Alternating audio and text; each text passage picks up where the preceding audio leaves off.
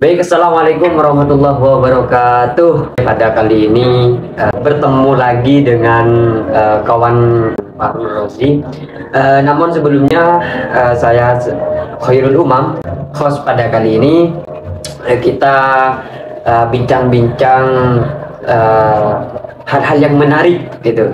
Para penonton jangan lupa like, comment, and subscribe. Duh, jangan lupa share ke teman-temannya sejauh mungkin, seperti itu ya. Gimana kabarnya? Sehat? Untuk kabar alhamdulillah baik. Alhamdulillah ya. Boleh nanya-nanya gitu ya Mas? Oke dong, bisa. Oke. Tapi saya kemarin itu dengar-dengar ya Mas, itu apakah benar ini atau gimana, kehilangan sosok seorang pahlawan gitu, kata zaman sekarang itu seorang pahlawan, kehilangan seorang bapak. Gimana perasaannya sampean? Apa sampean itu ikhlas dalam kehilangan seorang bapak gitu, seperti itu ya? Nah, jadi ayah, ibu, bapak ataupun ibu, terserah teman-teman manggil apapun kepada dua orang yang telah membesarkan kita ini. Bukan hanya heroik, mereka bukan hanya pahlawan, akan tetapi yang meridoi kita untuk berjalan hidup sampai saat ini, merawat, dedikasinya penuh gitu. Jadi benar emang kalau di bulan November lalu 2023 saya kehilangan seorang ayah bapak gitu ya. Ya, jadi dimulai dari sebelum KPM, pra KPM Yayan Madura, Mas, KKN. Oh iya. Iya, jadi 4 bulan bapak saya itu sakit. Sebelumnya sehat tapi agak sakit-sakitannya, namanya juga tua, istilah Maduranya ora tua. Iya. Gitu. Jadi udah 4 bulan saya, meskipun KPM saya sering pulang. Awalnya sih enggak, karena profesi dan pekerjaannya bapak itu seorang pedagang sapi.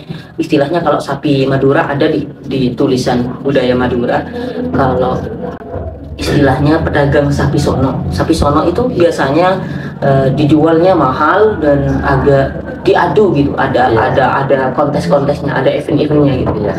Jadi 4 bulan sakit, dan menuju 5 bulannya ya sudah nggak ada gitu ya, lantaran sakitnya karena TBC. Pernah dirawat di rumah sakit atau gimana? Ya kalau boleh cerita sih, dari saya tugas kan, kalau alumni pondok pesantren dimanapun sih, kalau di Madura saya kan pondoknya juga di Banyuanyar gitu kan.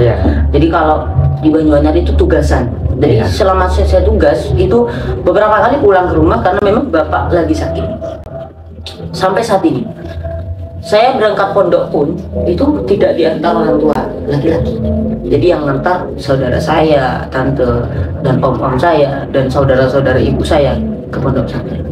Jadi saya sudah merasakan tangisnya tanpa ayah, ya walaupun sederhananya kita nggak perlu dianterin, tapi itu momen-momen berharga kan begitu. Iya betul. Kita 3 tahun ya, kalau saya kan 3 tahun. 3 tahun pondok di pesantren, dan setelah beberapa bulan dari itu baru bisa dikirim, dan banyak yang nggak kunjungin langsung karena memang faktornya sakit-sakitan gitu kan.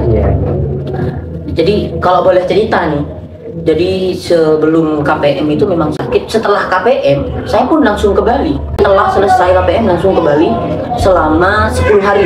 Saya pulang lagi ke rumah sampai saat itu saya bolak-balik ke rumah sakit, ke RSUD Pamekasan juga sudah, ke rumah sakit paru-paru Pamekasan juga sampai itu dibawa pulang, dan akhirnya setelah beberapa bulan di rumah sakit parah lagi gitu.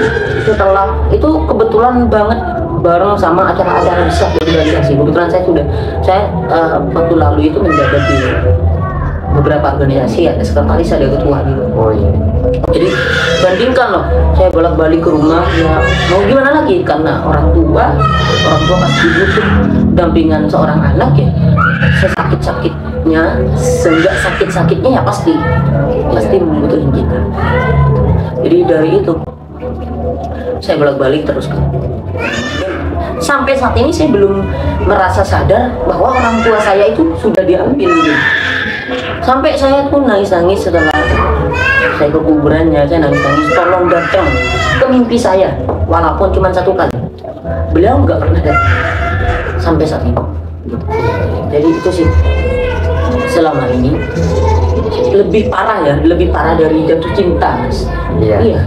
Saya itu 2 bulan nangis-nangis terus. Ada beberapa teman sakit saya, ada lah, nggak usah disebut namanya, saya nangis-nangis ke beliau sampai saya diarang motivasi, sampai saya berubah bangkit, merubah pola pikir yang biasanya ada itu nggak ada, itu kan sulit. Jadi sulit. Momen gradasi budaya yang ada di dalam diri, misalnya kita terus ngelihat ayah tiap hari, tiba-tiba ayah nggak ada gitu. Jadi itu kan jadi pertanyaan terus gitu. Itu sih ya, itu sekilas ceritanya kawan kita mengenai kisah orang tuanya. Ternyata berat ya Mas, kehilangan seorang bapak, seorang pahlawan seperti itu ya. Jadi dan ini kawan Pak Rozi masih aktif kuliah dan juga kemarin dibentukkan dengan KPM ya. Kalau istilahnya di kampus di sini ada KPM, kalau kampus yang di luar biasanya KKN gitu. Jadi bolak-balik ya. Ternyata obatannya sampai ke Bali ya. Obatannya sampai ke Bali, terus walaupun aktif di organisasi di kampus tetap bolak-balik dari rumah ke kampus, itu bolak-balik. Lalu faktor apa yang mempengaruhi sampean itu bolak-balik itu? Apa ya, sedangkan di rumah duka cita gitu kan, bahasanya ya duka cita, masih totalitas dalam organisasinya. Itu apa sih, faktor apa yang mempengaruhi kawan-kawan? Ya, yang namanya juga manusia kan ya, ayah itu kan dedikasi terbesar, memberikan dedikasi terbesar, sikap dari pendidikan karakter, dari sikap dan sebagainya, itu kita diwarisi semuanya, diwarisi dari orang tua. Misalnya karakter, cara kita menanggapi orang lain, cara kita bersosial, itu gak luput dari didikan kedua penting, yang paling penting di dalam kita. Ada ayah kan banyak kok Mas, bukan hanya teman saya, kan banyak yang bilang ini bapaknya meninggal bukannya berdoa tapi dibuatin konten. Kan 7 bulan yang lalu hanya yang meninggalnya, saya langsung buat puisi tuh, saya langsung buat biasa kan, dari aktivitas saya juga konten kreator gitu kan. Saya juga buat puisi agar saya ingat terus momennya, tanggalnya, saya ingat terus gitu. Sampai saya juga ngaji diideologikan ke bapak, ke almarhum gitu. Ya banyak, bukan hanya 1-2 soal hujatan dan semacamnya. Saya terlalu lebay dan sebagainya. Tapi itu tidak mempengaruhi faktor saya tidak maju gitu. Karena mereka belum merasakan saja sih gimana berharganya seorang ayah dan orang tua. Ada sebagian klise kata yang mengatakan bahwa biasanya anak lelaki tuh ke ibu, ya kan? Bukan ke bapak. Ibu. Tapi parenting dalam kehidupan manusia itu nggak ada salah pilih, nggak ada pilih-pilih gitu. Jadi semuanya berharga. Karena memang orang tua itu beda, lingkupnya beda dengan teman kita, teman, pacar, kerabat dan sebagainya, itu beda. Orang tua itu menikmati dan tahu dunia kita dari kecil gitu. Jadi nggak ada tuh istilahnya kamu lebay, kamu nggak nikmati hidup, kamu gini. Saya belum hampir depresi, hampir nggak bisa bergaul 2 bulan, nangis terus. Ini sangat menyiksa batin saya karena memang kebiasaannya yang ada malah nggak ada. Itu jadi tantangan terbesar, apalagi saya waktu itu juga proses untuk sempro gitu. Beliau juga sering nanyain kapan Cong wisuda, mana yang kok belum, istilahnya biar saya ikut ke wisudanya anaknya gitu, istilahnya gitu. Alhamdulillahnya kan seperti itu kan. Ya faktor balik-balik organisasi ya karena itu kewajiban kita. Air tuba masa dibalas air asin kan begitu. Ya walaupun ada kata-kata umi ataupun ibu ada telapaknya itu ada surga. Tapi menghormati dan menghargai dan bahkan mencintai kedua orang tua adalah esensi yang mendalam. Jadi itu perlu memang ditanamkan di dalam hati kita bahwa nggak ada istilahnya bapak itu dekatnya ke cewek, ibu itu dekatnya ke anak cowok, nggak ada. Iya. Selama saya menjadi manusia, saya nggak terdidik seperti itu. Jadi sama-sama dekat dia. Namanya orang tua itu penting. Ya kan terkadang itu kan kalau laki-laki ya ke seorang ibu, kalau anak perempuan biasanya ke seorang bapak. Kalau kawan baru Rozini beda, semuanya dekat gitu kan. Jadi dia mau tidak mau harus menerima takdir Tuhan yang sekarang sudah pulang duluan ya daripada kita, dan semoga kita tetap diberikan nikmat sehat, semoga kita tetap diberikan panjang umur ya, umur yang berkah juga kan seperti itu. Sekarang Mas Fahrul Razi ini kan hampir lulus ya, bentar lagi ya kurang lebihnya 1 bulan ini mau wisuda. Terus rencana untuk setelah itu apa? Rencana setelah itu sih kalau keinginan itu kuliah lagi. Kuliah, berarti lanjut S2 ya? Rencana kemana? Rencananya sih ke Malang, tapi ini nunggu restu ibu karena adanya orang tua juga sekarang ibu, jadi tinggal saya pun juga dulu itu daftar di 5 kampus kalau nggak salah. Oh, semester 1? Iya, di S sarjana pertama. Iya. Di S1-nya saya dulu daftar di pengennya sih di UTM karena banyak berbagai stigma dan itu meracuni pikiran orang tua saya. Iya. Jadi simbol kekhawatiran tuh. Jadi saya sudah daftar dari beberapa kampus termasuk UIN Sunan Ampel Surabaya, ada UIN Maulana Malik Ibrahim Malang, ada YIN Madura, ada Unira gitu. Jadi lulusnya itu 4 semuanya. Iya 4, bukan lulusnya semuanya 4. Iya. Di Unira saya juga lulus. Di IAIN saya juga lulus. Di Winsa saya lulus mandiri prestasi. Kemudian kalau di Winsa itu lulus jurusan komunikasi penyiaran Islam karena memang dulu itu maunya 3, bahasa Indonesia, komunikasi penyiaran Islam, juga termasuk bahasa Inggris. Bahasa Inggrisnya itu lulus di UIN Maulana Malik Ibrahim Malang. Oh, di mana? Jadi dulu tuh memang didukung banget, apalagi bapak kan memang sosok figur bagi saya, sosok figur yang memang dikit bicara banyak aksi gitu. Jadi beda tuh perannya sama ibu, bukan membeda-bedakan orang tua, tapi mereka semua terbaik bagi diri saya. Jadi kalau bapak itu ekspresifnya langsung aksi gitu, nggak banyak, selalu ngertiin posisi ya namanya juga laki-laki kan, ngerti posisi laki-laki itu bagaimana.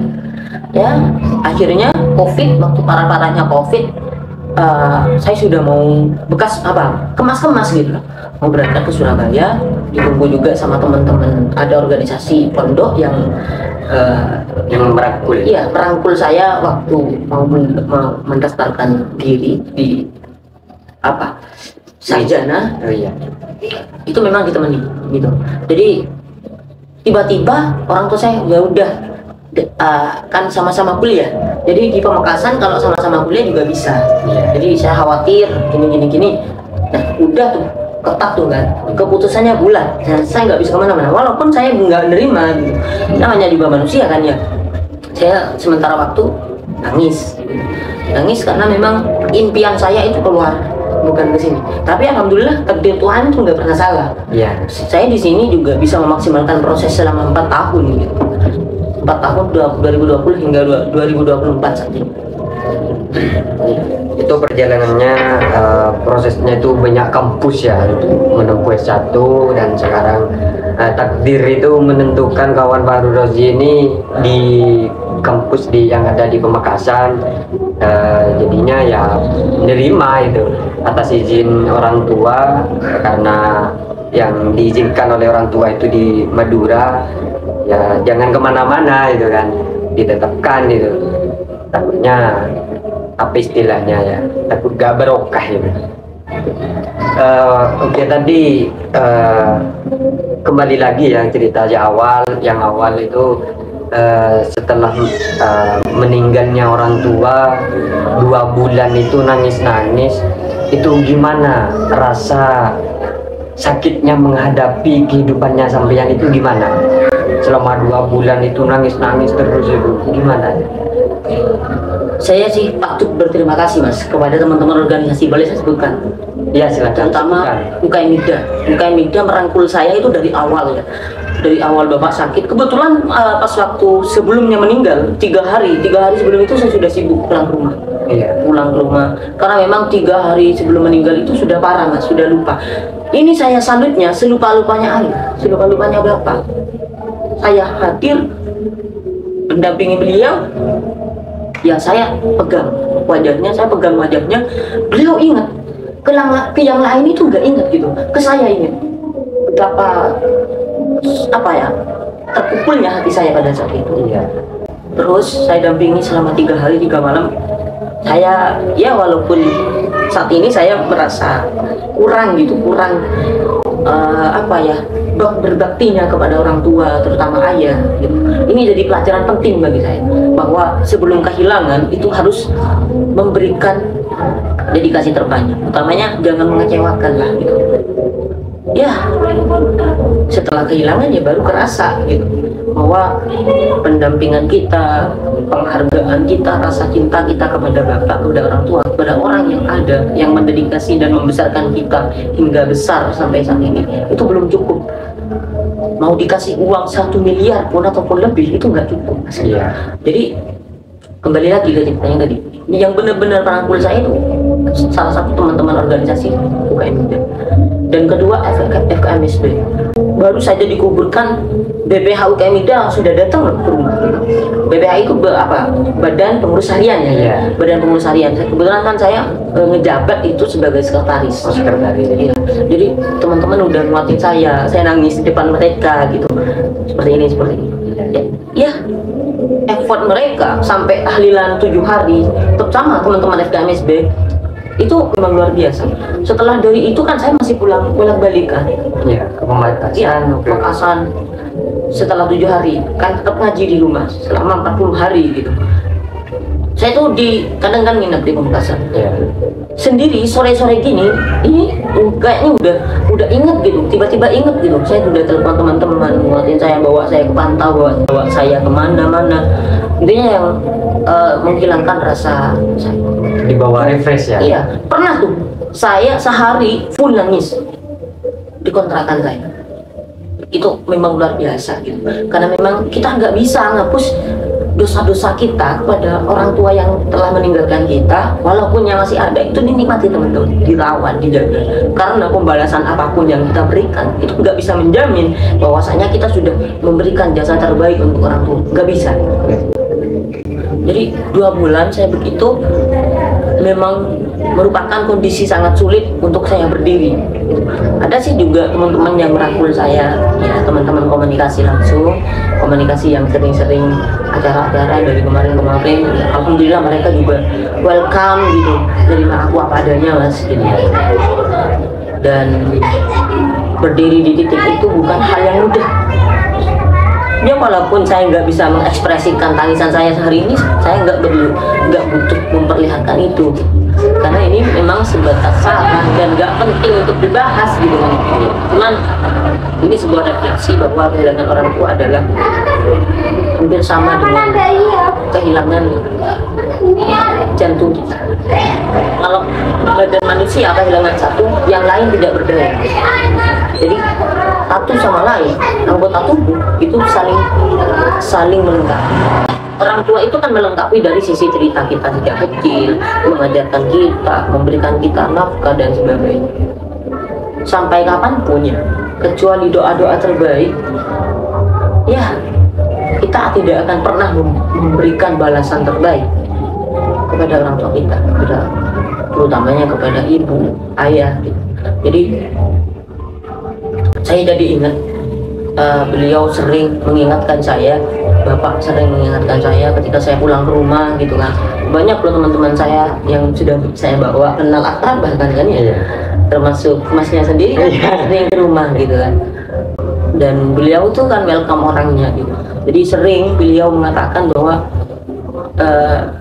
jangan cari kehidupan yang batasnya sementara. Artinya kenapa? Popularisasi dan sebagainya itu hanya sementara, Mas. Tapi memberikan orang lain ruang terbaik itu adalah hal yang tidak mungkin bisa diberikan orang lain. Misalnya kita bisa merangkul orang lain, jangan mencari pamor dan nama. Itu yang beliau titipkan ke saya. Sampai hari ini saya pegang. Jadi memang sosok heroik yang saya tulis di dalam puisi saya setelah 7 hari itu memang sosok heroik. Saya unggulkan sosok heroiknya Ayah. Kita sampean dengan bapaknya itu punya cerita yang berbeda-beda. Semua manusia itu punya cerita yang berbeda-beda. Yang kita enggak terus-terusan ibu-ibu, gak ada timbang pilih gitu kan. Namanya juga orang tua, mereka berdua yang membesarkan kita.